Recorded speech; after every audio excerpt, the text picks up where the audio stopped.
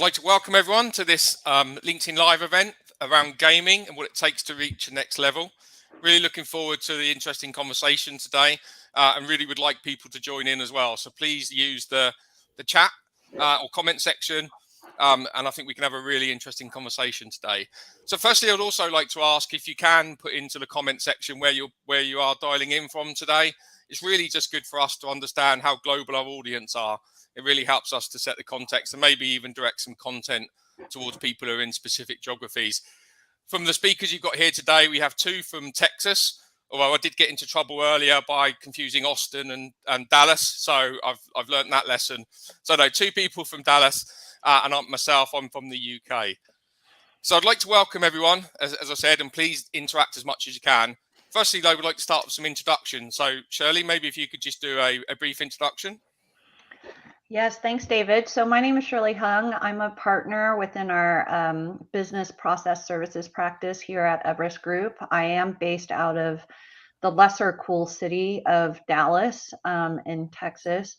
And but I'm really interested in hearing from you and also, from our esteemed speakers here today about such a dynamic and interesting industry, the gaming industry. I think my only credentials, we were joking about it a little bit earlier, my only credentials in participating in this conversation is my neat little gaming chair. But I am thrilled to be able to be part of this conversation today. Brilliant. Thanks, Shirley. And a gaming chair is a good start. So we'll get you there in the end. Don't worry about it. So hi, everyone. I'm David Rickard. I'm a vice president here at Everest Group. I work on our customer experience management practice area. A little bit of credentials that I have. So I've been with Everest Group about a year, but I've been in consulting before that. And then prior to that, I was at Microsoft for nearly 18 years. And one of my last roles was senior procurement director, responsible for contact center outsourcing for the consumer business. So that included Xbox. So I've been working with the Xbox business for quite a few years during my time at Microsoft. But I'd really like to introduce you to Tony. Tony's the real expert that we have on the panel today, and Shirley and I can add in some industry context. But Tony, if you could introduce yourself, that'd be great. Sure. My name's Tony Wan. Right now I'm doing some consulting, but will most likely land at a new home within the next month or so. So I'll keep people informed about where that is. Most previously, though, was over at Epic Games to help out with the Fortnite explosion over the last couple of years. And then before that was over at Riot Games, working with the League folks. And then prior to that, a number of video game startups and mobile game startups. And so, yeah, been in the industry for about 12 years now and happy to help however I can. Brilliant. Thanks, Tony. Just having a quick look through the comments of where people are. We've got a really good base of people, mostly in the US, but we've got people also from Singapore, the UK, India, Germany, Northern Ireland, so Ireland as well. So a great mix of people actually. So that's really good to see. So thank you for commenting on the locations. So really what we want to start with is just setting a little bit of context in terms of the market size for gaming. And what you can see here on this slide, and don't worry, we've only got 3 slides through this whole presentation. It's not like a webinar. We're not going to bore you to death. It's much more about conversation. But what we want to do really is just set the scene in terms of the market. And what you can see on the left is the industry revenue for gaming, which is estimated to be around about $180 billion a year in 2021. And you can see on the right some of the reasons why this is growing, with the growth of the mobile gaming industry, the pandemic really driving gaming sales as well, video streaming becoming a massive push, and also the massive worldwide growth in esports. And a little aside to this, I remember I've got a 20-year-old and an 18-year-old sons, and I was giving them a little bit of abuse about watching esports, because it's like you're just watching someone play computer games. And their answer to me was, but you just sit and watch people play football. There's no difference. And it really made it real to me, actually, which is, it's just a different thing to watch someone else doing something. So there's been a massive growth in all these areas. But I think that one of the things that we wanted to talk about, and I know Tony's got an interesting perspective on this that he'll share, which is just because the industry's big doesn't necessarily mean it's a rich pot from a customer support perspective. So Tony, what's your thoughts on that? Yeah, I think it's challenging to size, and it's very tempting to take the a straightforward approach and say, oh, if generally large video game companies slice anywhere from 3 to 5% of their budget out for player support, then you just apply that flatly to the entire kind of industry. But that's, you've got other factors you've got to think about. One is that most of the games, many of the games are still not don't have the same kind of pressure around live server support. You don't have every game necessarily make it or want to provide. They're not interested in maintaining a game for longer than a few years. Maybe they're fine with it just kind of having a very typical maybe 2-3 year lifespan, and then they leave that game and move on to another. And so there's a lot of factors that go into, hey, do I need support teams that are really large and to sustain these kinds of workforces? And also, I mean, just if you think about big tech as another kind of side example, lots of revenue growth, but not necessarily needing to scale their companies to the same proportion, let's say. Okay, thanks, Tony. And I think that one of the things we're seeing, though, is there's still a very lot of interest from service providers in this area. And I think that if we move to the next slide, I think that one of the attractiveness for this market is that there are lots of well-known brands and lots of companies doing it. And a lot of the brands are also supported or owned by some of the sort of the biggest brands in the world, like Facebook, Google, Microsoft, etc. So I think from a service provider perspective, which Shirley and I work with a lot, I think it is a very attractive market because there is growth in this area. And then Shirley, if you had any sort of thoughts or comments on that as well. Yeah, I mean, any growing industry is going to need people to provide customer service and additional support services for it. It's still going to grow.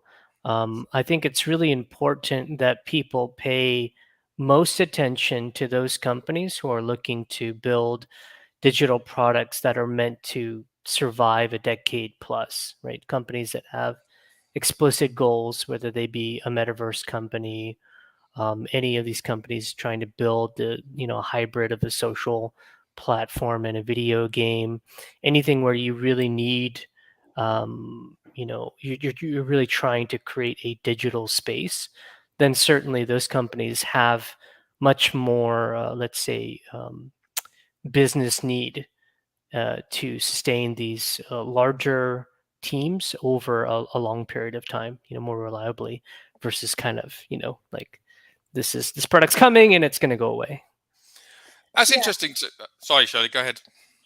Well, what I was going to say is I think that is one of the reasons why service providers are very interested in the space, is that there is a lot of fluctuating demand, right? And a lot of times for the gaming companies, it doesn't make sense to build up that support infrastructure inside their organization, and actually tapping into third-party providers to be able to flex up and down accordingly and not be exposed, to be incredibly agile, right? Mm-hmm. Is very important. And so the size of the market now could be somewhat small, but it is growing incredibly fast. There's a lot of white space that service providers believe that they can, if they offer the right type of solution, they can fill that space. The competition for it right now is emerging, so there's a lot of opportunity for service providers to really make a mark, I believe, in this space.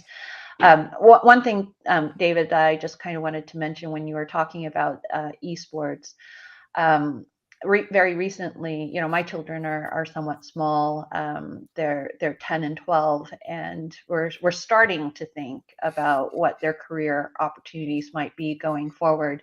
And so I'm paying a bit more attention to some of those kind of attributes of getting into college, and like what are the things that you need to do. And what actually really surprised me was the announcement in our school district of some recent scholarship participants for esports, actually, and that there's a lot of college programs now in esports, and there's a lot of money being devoted to it. So I thought that was that's an indication of the longevity of the industry in general and how it's going to continue to grow going forward. But certainly, the points that Tony made about just being cautious about potentially over investing in that growth at this point in time is well warranted as well. Brilliant, thanks, Joe. And it's been a question from Jonathan. And hi, Jonathan. We used to be colleagues at Microsoft, so welcome. He's looking for a view in terms of how blockchain gaming plays into the future as Mythical, Forte, Solana, and Gala take off, as well as others. So, Tony, I don't know if you have a view on that. Yeah, I mean, I think there's certainly a future in gaming that takes advantage of the underlying technology for blockchain. I think it's a little hard right now because you get similar with the beginning of Web 2.0, you have a lot of stuff that is either like literally a scam or on the scammy side, like quick cash grabs. So you'll have a lot of failures, but you'll have a couple of, I think, really key successes as well. And it's the fundamental of building a great game, though, like a great digital space to be in, still remains. Like you have to have a solid, product that's going to be able to keep and hold people's attention for long amounts of time, and be attractive for them to continue to return to and invest their time and energy in, and their funds. But I do think that there is certainly a lot of compelling ideas around, let's say, greater participation and ownership in the video game production process, and even ideas around account ownership, right? So like today you've got issues with what historically has been black markets popping up to do things like gold farming and gold selling in MMOs, etc., or account selling. But being able to say that, let's say, you now own those digital items yourself, and the game studio or publisher doesn't own them, then there's more reason for you to pay attention to the value, or you can get value back from it. There's also plenty of stuff going around in play to earn, which is for a different segment of users, let's say. But I mean, there's it's a massive topic. There's tons of rabbit holes we could go down in, but definitely a future. Yeah. Brilliant. Thanks, Tony. I think the other thing we wanted to cover, so there are a couple of other areas we're going to cover off today. One is some of the challenges that the gaming industry are facing, and then also then to think about what service providers can bring to this market. But when we look at the challenges, I know, Shirley, did you want to sort of take us through some of these challenges that we're seeing in the market? Yeah, I mean, there's certainly the continuing challenges around gaming companies needing to be innovative and creative, and kind of managing the dynamicism, the fluctuations that we're kind of talking about a little bit earlier, which may result in questions about stability and longevity. We were talking about user retention and our player retention, and making sure that they continue to find the games very attractive to play, and so forth. But going forward, I think there's a lot of concern. We're hearing a lot of concern around regulations, and how that's going to manifest over time. If you think about, more than 20% of the gamers right now are under 18 years old. That's a huge concern when it comes to user safety as well. And certainly when we're thinking about how to to improve the player experience and manage some of these safety kind of concerns, there are restrictions from a technology perspective on how to do that. You still need to, it still involves a great deal of human effort to do that. And then the last kind of piece is around, you know, the potential for financial fraud, and there's just a great deal of examples of where that can make a really big impact to a brand's reputation, right? If that is allowed to happen. And many of these, you know, kind of challenges are related to customer support and also content moderation or trust and safety, which are all components of where, you know, service providers can add value to their clients. And so I think for the rest of this conversation, we did want to delve a little bit more deeply into some of these topics. Potentially, we can, you know, start off with retention, and I know, you know, that's player retention is a theme that a lot of industries, or customer retention, you know, a theme that a lot of industries face. But you know, Tony, what is your perspective as far as the unique kind of challenges that the gaming industry faces around player retention? Sure. Yeah. It's really important, just from a product perspective. Very simply, you have to give people a reason to come back. And, you know, we know for a fact there are a couple of things that are really important to that. One is, you know, content production. People have got to have lots of interesting things to do, and it's always for, you know, development studios. It's always this game where you think you've created enough content to keep people busy for X amount of weeks or months, and it never ends up being enough. And I think that provides, you know, that there's a lot of need for additional resources to produce that content. So everything from, you know, game dev itself to art production. So, you know, companies should think about, how do we build up a workforce that can, develop in Unity, for example, or develop in Unreal Engine? How do we build out services for art production, 2D, 3D?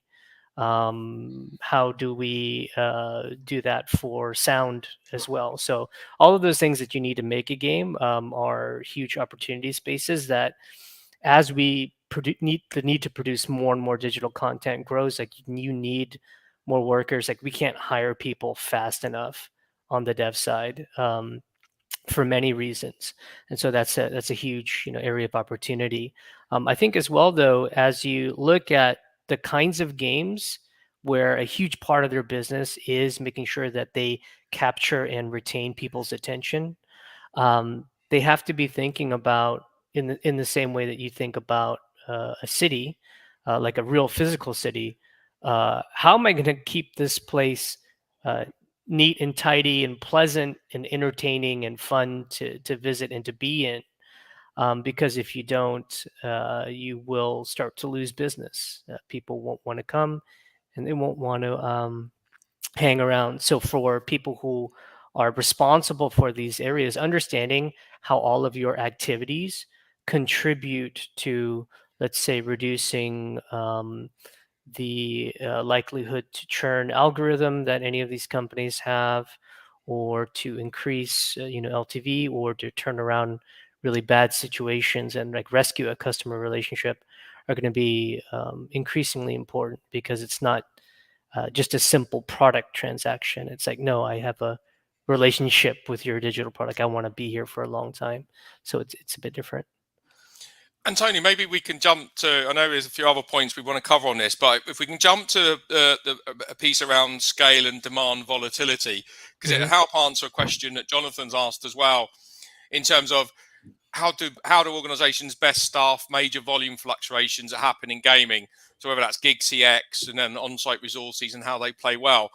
And I think that one of the things that we're seeing is a lot of the leading service providers that we're talking to are starting to invest more in GigCX and are looking at those flexible operating models. So you've got a bit more flexibility with work at home now, and they're looking at staffing in terms of contact center staff to manage the steady state. And then for peaks, they're thinking about how you leverage GigCX, or even just work at home agents who are on more flexible contracts so they can do 2 or 4 hour shifts to meet the demands. And so, Jonathan, I think to your question, I think that's what we're seeing, which is a combination of work at home with more flexible contracts. We're seeing gig as well as then the steady state resources. But Tony, did you have any views on that as well from your time in the industry? Yeah, I think, some of that is really spot on. One of the challenges I've had with early gig CX, which I hope to see people leaving, would be, it is within the interest of that particular business model to leave.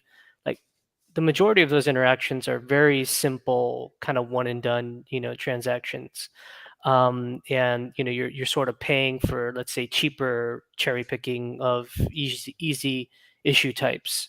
And I think that's fine for a very limited window, but if they're that easy, we should be taking advantage of automations and other technical ways of, doing that. Like, those should very easily kind of quickly phase out into automations and self-service and those kind of tools, instead of kind of taking up people power to do that.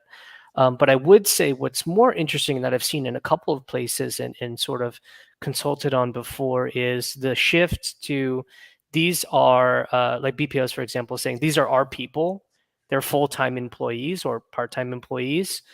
They have benefits they're taken care of, but they're part of this pool that is GigCX like, and can be deployed, for those kinds of, let's say, spikes in volatility in demand, and really help with that. And I think, it's important, especially in gaming, for operational teams to understand during those times, those spikes of volatility, how you can deploy better tactics around one-to-many channels of communication, whether that's through social or a banner on your help site, on the web, etc. There's lots of ways to mitigate those massive spikes in demand, so that it doesn't overwhelm, your steady state team. Yeah, and I think that's a lesson that we learned very quickly in Xbox, I think, which was we used to get massive spikes if the live service went down. But it was like, well, how do you be more proactive in that messaging? So you don't want millions of people ringing the contact center to be told, yeah, the service is down. So Yeah. how can you be more proactive with the messaging to stop that from happening? And you're right. I think that the use of automation to try and eliminate the simple contacts, you're still going to get spikes though, aren't you? So I mean, I think that's them thinking about it from an operational perspective. And some of them are going to be good spikes. So you launch a new game and there's probably going to be an increase in demand. So I think it's also about what I always saw, support needs to work really closely with marketing, and that doesn't always work. I've been in environments where marketing have released a offer and didn't tell support, and then we suddenly got 300% of volumes to deal with because there wasn't. So I think it's also about the organizations need to be very closely aligned, so you let each other know what's happening. And it's a virtuous circle, and support should be telling marketing the results of these things. So I think it's about working together as well. Yeah. Communication is really key, and unfortunately, like, it's always embarrassing. It inevitably happens, I think, in every dev team where something will be released and, like, the players know about it before support knows about it, and it's always like, Yeah, dude. yeah. You only know it's happened once you start getting calls on it. Yeah. Well, on that effect, I think the GigCX model is maturing. I mean, I think it did start off with a lot of these kind of simple type of queries, and I think the real value from that is actually tapping into a very wide base of, potentially brand advocates, gamers themselves that are incredibly, tuned into what, how to fix and resolve problems, and potentially encouraging them to become, like, certainly there's free communities in which they offer that type of support, but to also pay them for that, directly, I think that's something that GigCX can increasingly do more of. Yeah, 100%. I just think that there are always going to be the questions of like something from a potential like client's point of view would be like I'm always concerned with security of the interactions. I'm always concerned with someone just deciding to because maybe it's one out of 1,000 interactions, but they decide to pop off and to really disrespect the customer and be throw their weight around. It's like whoa, whoa, whoa. So questions about making sure that what's how do we understand the consistent quality of those, how are these people being coached if when they do make mistakes. And then there would just be like around tooling, because a lot of times people are reluctant, studios are reluctant to be like, here's just access to all of the backend systems for all of our video games where you could just control whatever. It's already very tempting for a full-time agent, and you've seen this in the industry where people will target your player support agents and try to get them to do things in the game, and they'll try to bribe them, right? They'll try to pay them. So it's like we're fighting that stuff too. Yeah. There's been a couple of questions which I'd like to sort of get to. They're quite deep, so we may only be able to skirt around them, especially Anthony's question around how do you separate between making a compelling product that people want to return to and retention from addictive neurohacking and other less ethical forms of retention. So, I mean, that is a really deep question. I think we probably could be here for 2 years to go into that. But any high level thoughts that anyone has on that? Yeah, I think it is a question of, because we know what those techniques are in terms of the ones negative, like the kind of neurohacking, exploitation of core human behavioral systems and addiction, right? That gambling, for example, is very keen and aware of. I think what separates it is very clearly saying we're not going to deploy those to be exploitive, right? And that's very challenging. There's lots of different kind of concerns that come into that come into play there, but I think it's really about intention, and making sure that you avoid very obvious behaviors of that sort. Like I still remember something I personally experienced was, if you look at Epic Games products after a certain point in time, the typical gotcha mechanic is nowhere to be found. And the reason that is because it's, it was the conversations were like, hey, that's too exploitive, right? We're not going to be doing that. And so, Yeah. it was cut out. And I think that that's a really important point. I think this is one of those situations that if the gaming industry and the gaming companies don't actually self-regulate to some degree and kind of draw those ethical lines themselves, it's going to be done onto them, right? And that's where the regulations will eventually rear its head. I think, that's for sure. Yeah. Yeah. Yeah, and I think at this point regulations are lagging a bit, but that's for the industry to really kind of take a move on it. Otherwise, it'll be done onto them.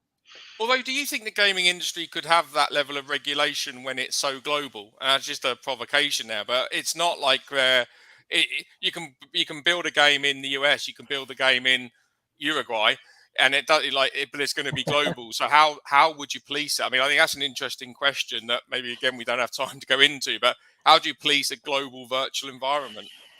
Yeah, it's challenging. I mean, I think it depends. You might have different governing bodies deciding different things. There might be the future, it's very ineffective in the real world, right? Interpol, but you might have some kind of organization like that pop up in the future. Who knows? But it will be very challenging, right? Some places are completely fine with gambling. Some places in the world are completely fine with that. Some really aren't, or some are okay with it, but with certain restrictions. Maybe there'll be an age limit, right? Yeah.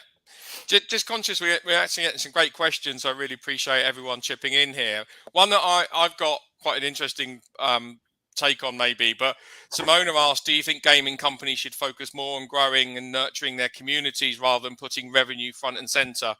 I guess to be, well, probably not controversial, but shouldn't all companies be putting their communities front and center before revenues?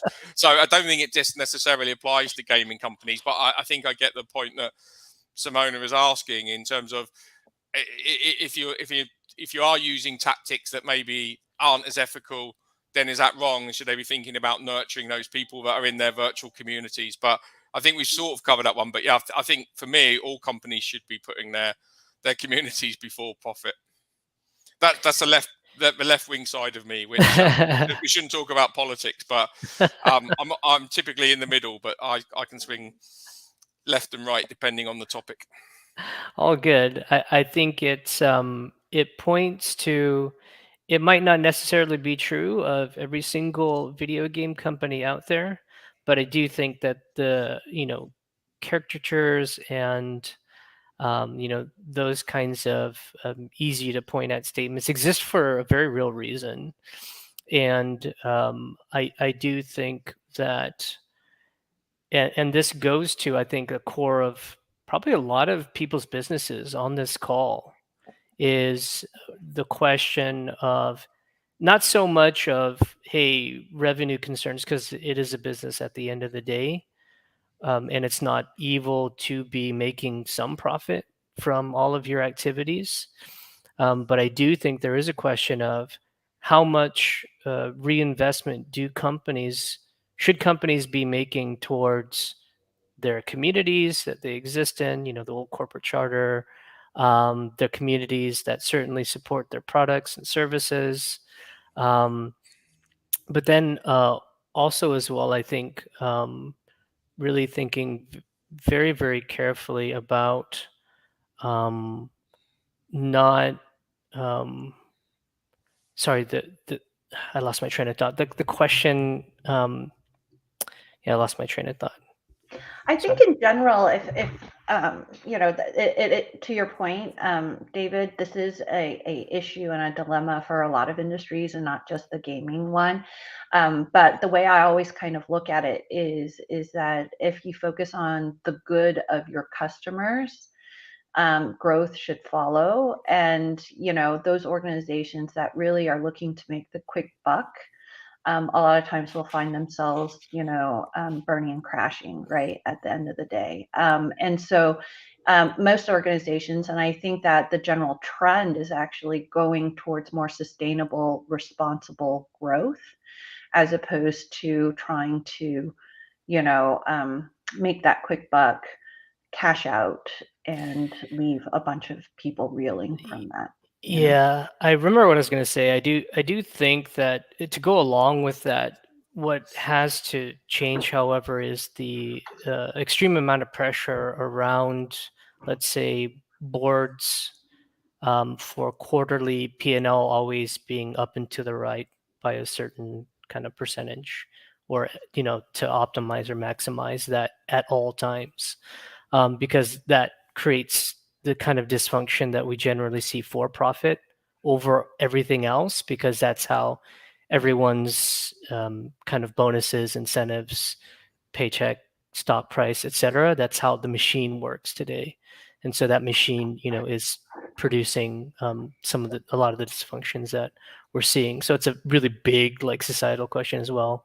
Like it's proven to produce great profits, but also a lot of other things that we don't want.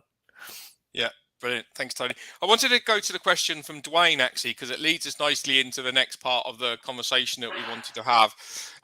If we could talk a little bit about company culture clashes that we've seen between games companies and business partners, and maybe some advice to business partners. And just for this context, I think we're assuming, and I know we sort of can't necessarily answer live in terms of business partners. We're focusing more on the service providers and people that are working with the games providers versus business partners, maybe in the distribution channel. But I mean, I think that, Tony, you've got some experience, I know, in terms of working with business partners. We know there's suppliers out there that are working closely with gaming companies, and there's successes and there's failures. But it'd be good to get your view, first of all, and then we can chip in terms of what do you see that works well to help avoid those culture clashes between the different organizations? At the very core of it, I do think it is related to the last question that we talked about, where the primary business model of a lot of our partners is skewed to be putting more butts in seats as much as possible, versus kind of what the studios or the client's concerns really are. And that's really challenging because it's a fundamental business opposition.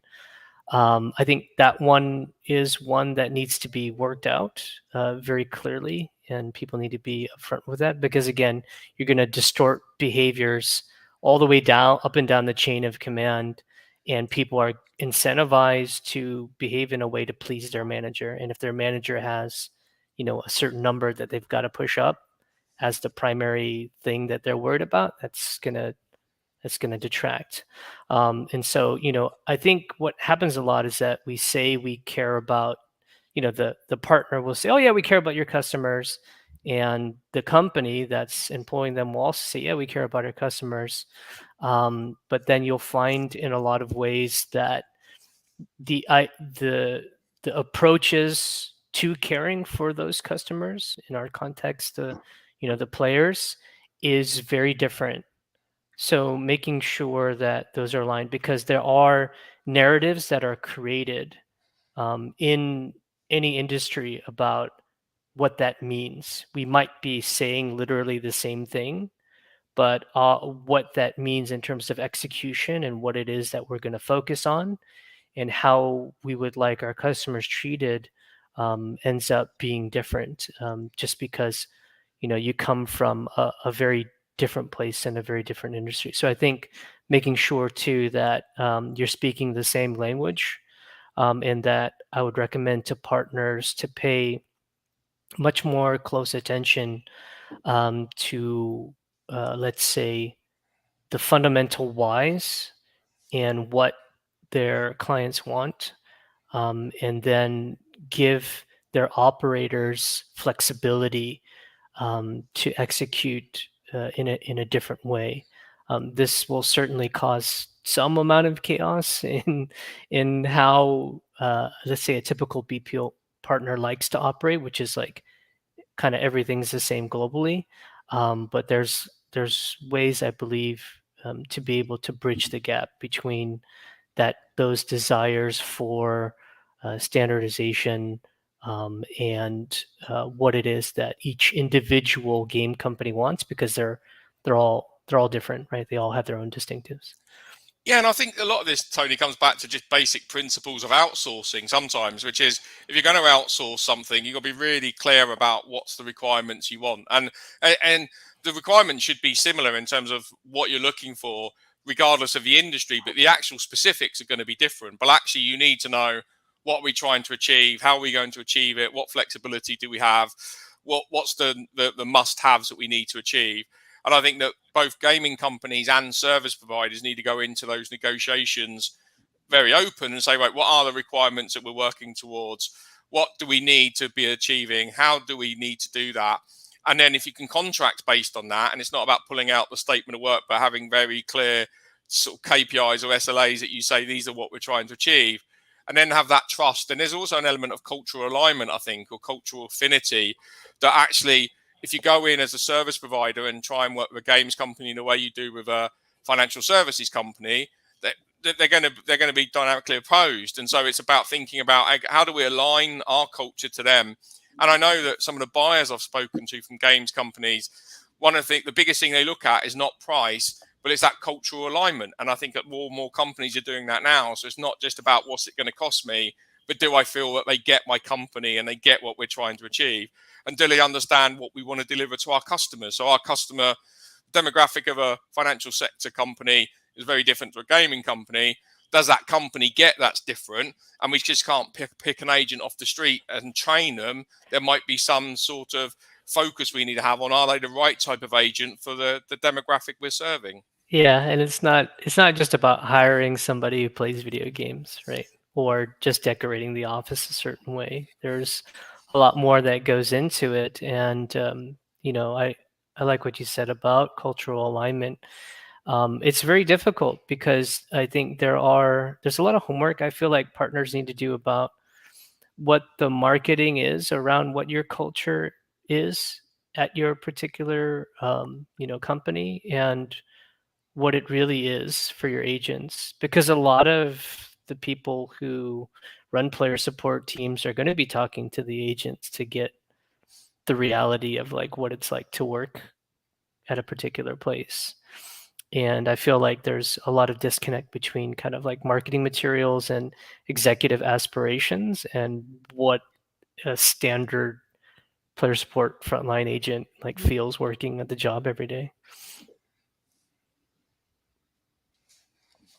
Brilliant. I'm just having a quick scan through questions. I'm conscious that of time, and we wanted to sort of keep this to like 30, 45 minutes while we got people's interest. But number of questions that have come in. But just in terms of, before we lose Tony, any other thoughts in terms of when you're working with service providers? What are the key points that service providers on the call today should be thinking about if they want to be targeting this market? Anything that you would want to sort of leave the audience with?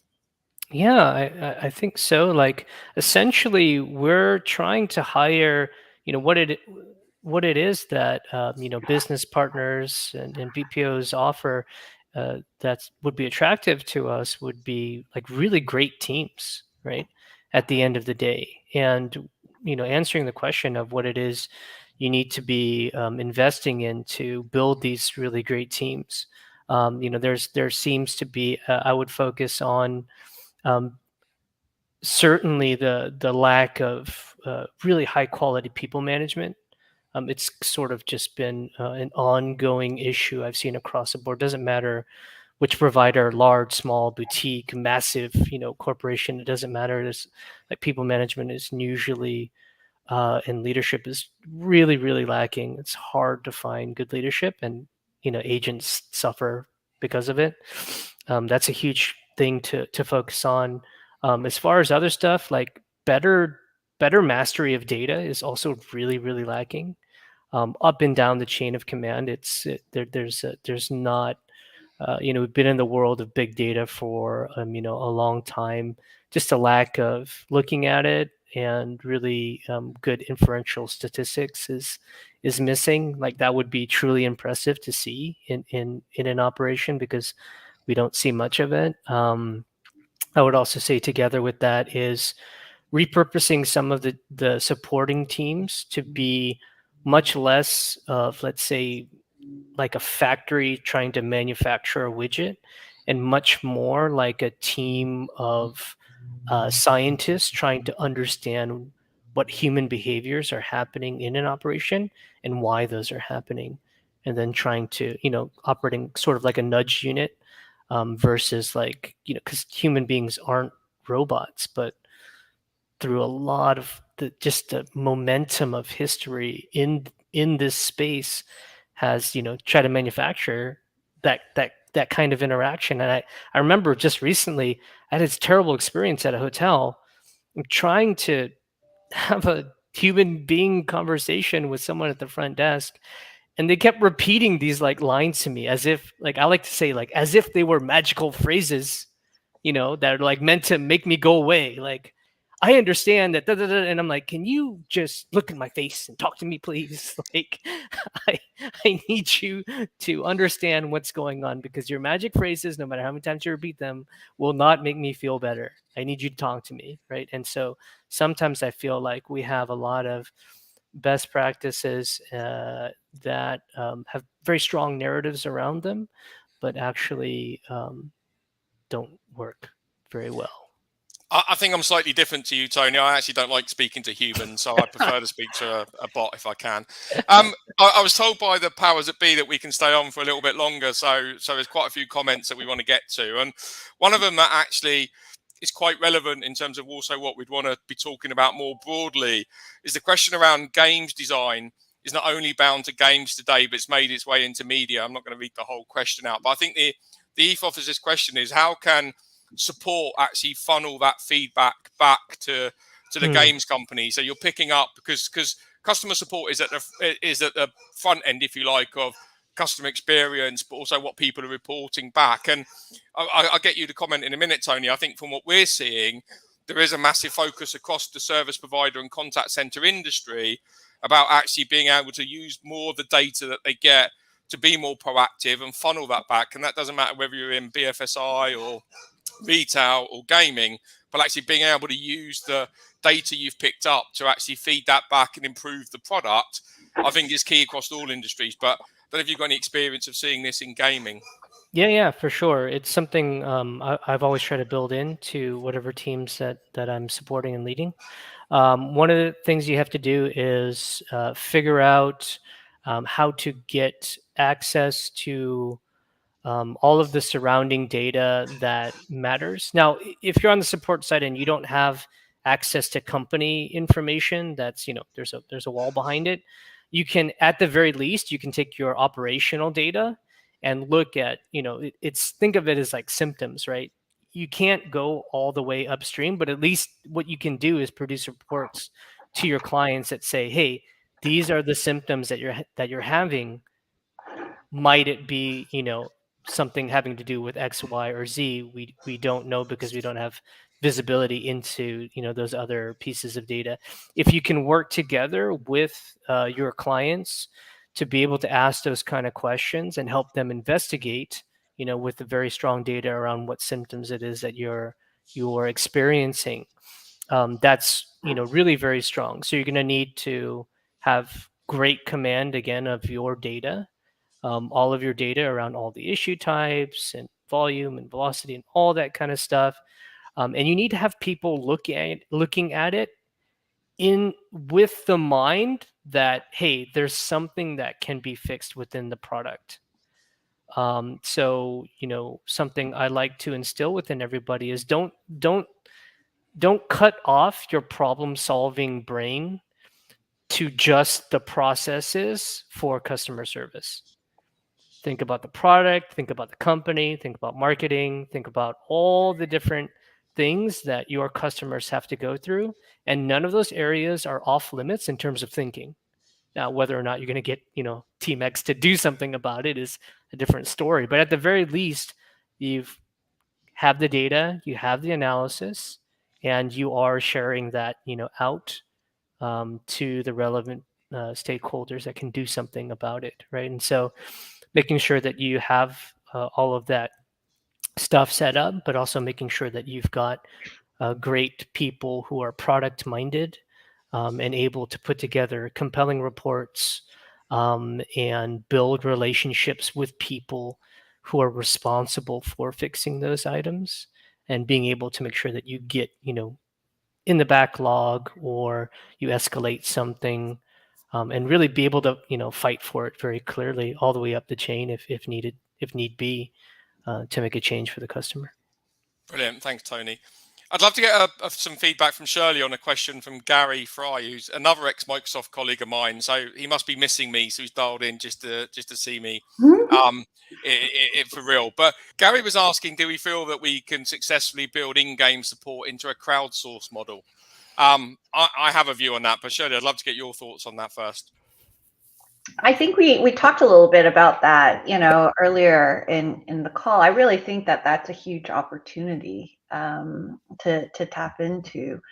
I think that more and more, the demographics are people want to be rewarded for their passions. They want flexibility in the work that they do. And if you're a gamer, what it would be, an ideal nirvana to be able to be paid to help to spend more time in the game and to spend more time, helping others potentially in the game itself. So I think that's a great opportunity. But I haven't necessarily seen it being a mature space at the moment. I think it's more of a concept, And Shirley, do you think it would ever completely replace full support? Because I think that in my view, I think you're going to always need an element of, let's say, professional support, and I don't mean that in a negative way, but professional support. So one that what the volume's going to be, you've got guaranteed agents, they've got particular remits, and that's going to handle a certain percentage of your demand. I think that the whole community and in-game support can be done through the community for certain activity types and for certain peaks and troughs. But I don't think it would, probably not in my lifetime, but that's because I'm old, but not in my lifetime is it going to replace the need for some element of professional support that's scheduled and structured. If you've got large scale support needs, if you've got a relatively small support needs, then maybe you could. But I think if you've got large scale support needs, I think you're always going to need element of scheduled support. I totally agree. I think that a lot of these kinds of questions, you're tempted to give the simplistic answer. It's all or nothing, but most of the time there's a nuance associated with it. There's going to be certain support needs that can be handled through this crowdsource model. There's going to be certain support needs that can be that must be handled in a different kind of model. I know we talked a little bit about, I think Tony mentioned, having employees versus contractors and what are some of the benefits around doing that. And I think you're never going to your point, David, you're never going to eliminate the need for more structured support infrastructures. Yeah. Brilliant. Thank you. Another question, probably one of the last questions we'll get to, but if you've got any more, please throw them in, and then we can always follow up afterwards if there's real interest on this. We're always happy to have conversations, and our details were in the link to this event, so you can always reach out to us directly or we'll follow up. And there is an opportunity to talk more to our teams later on that we'll do at the end of this through a call to action. But Eddie was asking, what does the feedback loop look like from frontline back into games design that isn't negatively disruptive? Because I guess there is a risk that if Frontline's throwing all this stuff back, what does that do, even in an agile development model, that's going to be potentially could disrupt the development process? So I don't know, Tony, if you've probably got real experience of that.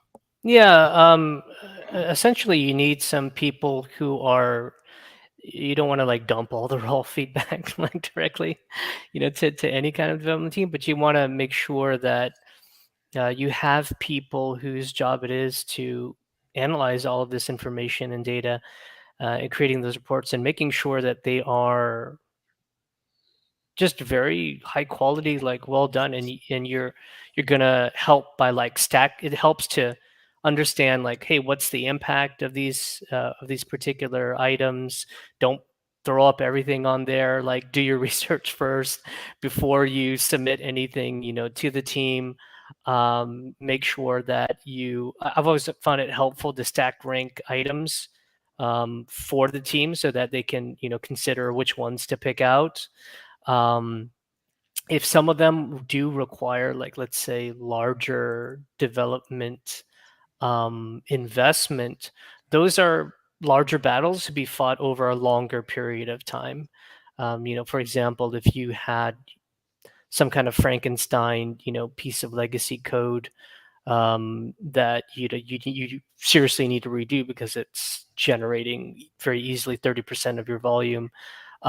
You can model that out, right? This is how much this costs over time to support, and when does the business want to reallocate some dev resources for that massive project? When do you want to make that decision, right? But if you're not in the habit of thinking through the entire business and from the, let's say, the product team's point of view, you're not going to be able to present that information in a way that's compelling or understandable to them. You can't just go to yell at a dev and be like, hey, you need to fix this, because it's like, no.